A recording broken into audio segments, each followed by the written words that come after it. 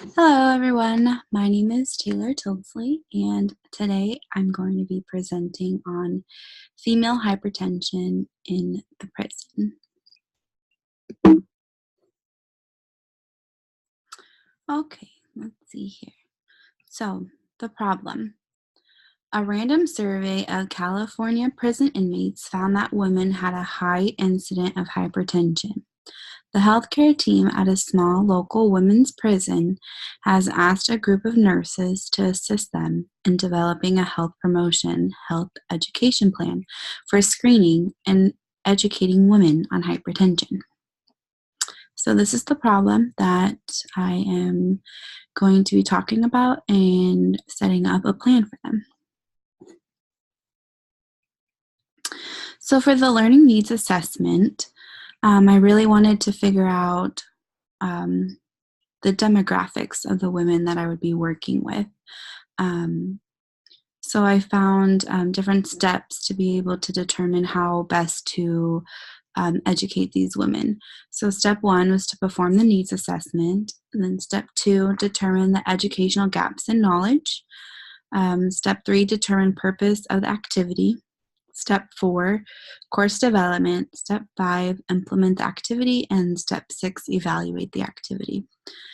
So I was doing some research, and women in prison, I found some statistics that they, so their learning capability, they have their 8th grade or less. There's 13% of the women in prison have only 8th grade or less. Some high schools, 27%. GED is 22%. High school diploma, 21%. And some college, 14%. So I knew that being able to appropriately educate these women, I would have to make the material at least an 8th grade level so everyone could understand. It also, though, showed that 64% of women entering prison do not have a high school diploma, and only 16% will receive a GED while incarcerated. So I thought this is really important information to know because it's important to know any patient in general where, their learning stopped so that you're not talking over their head so they can understand all the information. I also thought it was interesting. I found some statistics about women in prison are 16 times more likely than women in general public to have a psychiatric disorder. And they're 8 more times as likely to have been diagnosed with antisocial personality disorder. And they're twice as likely to have a major depressive order.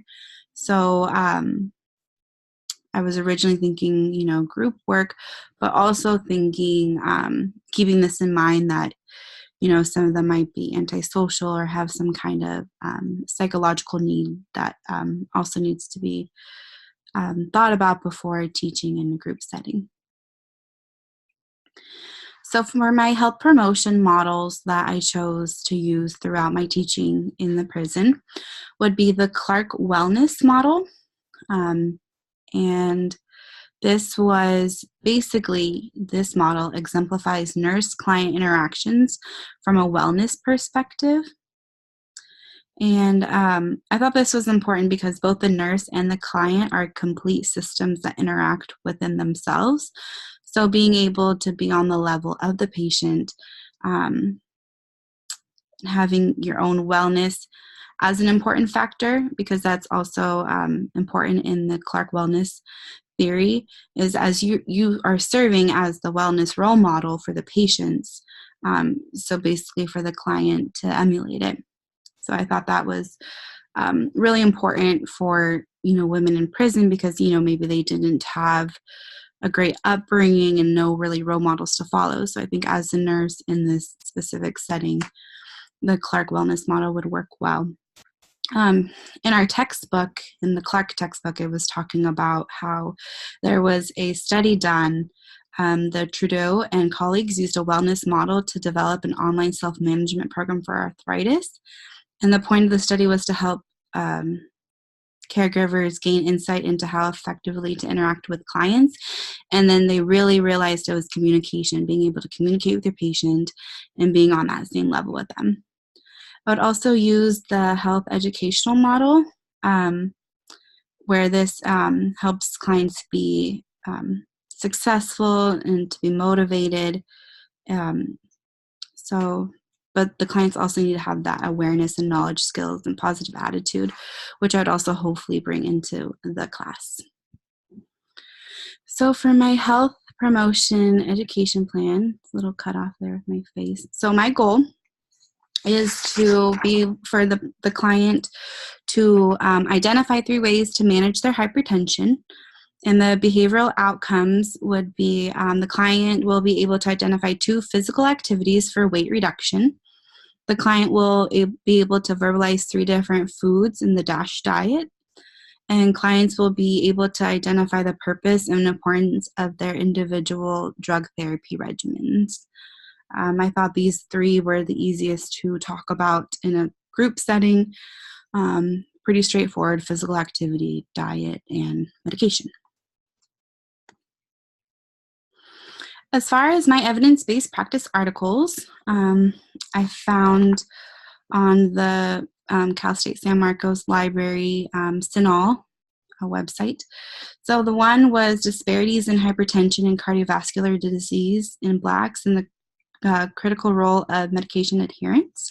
So I'm using this mainly to talk about the medication compliance and the how it reduces hypertension and helps for a better lifestyle. So being able to identify, patient engagement, going, since they're incarcerated, being able to go on time and have the nurses there help them with their regimen. So that article will help in those ways. The other one I have is increasing physical activity for treatment of hypertension. So this explained why physical activity is good for hypertension. And in this study that I found, low physical activity has been identified as a major risk factor for cardiovascular disease. So it was showing that if the patient is doing at least 30 minutes 3 times a week, that it also helps with lowering hypertension. So I would use that as well in my teaching.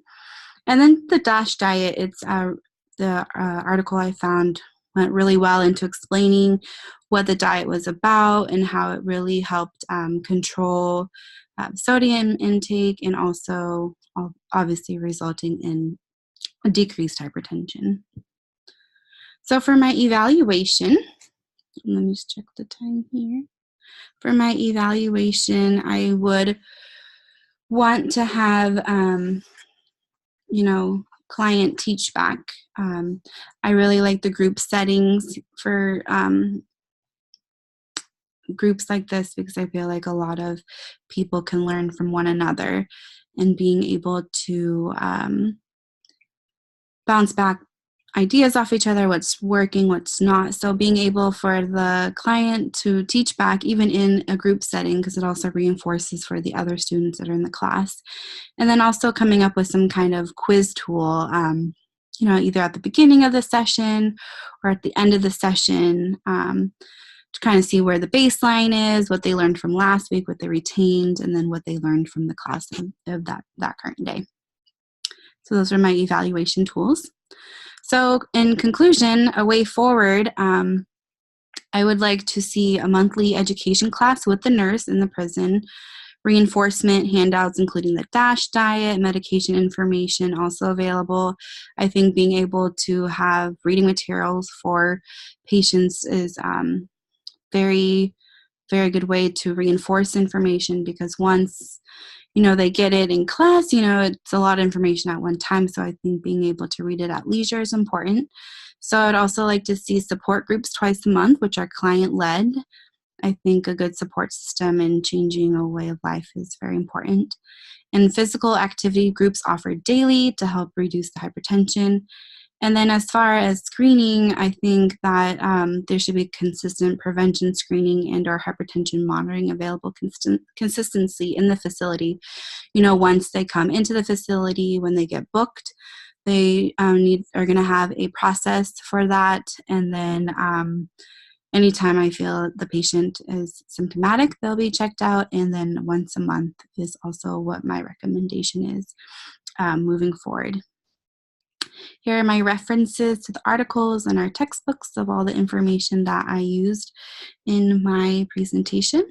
And I hope you enjoyed it. And this was a great project to research. Thank you so much for your time.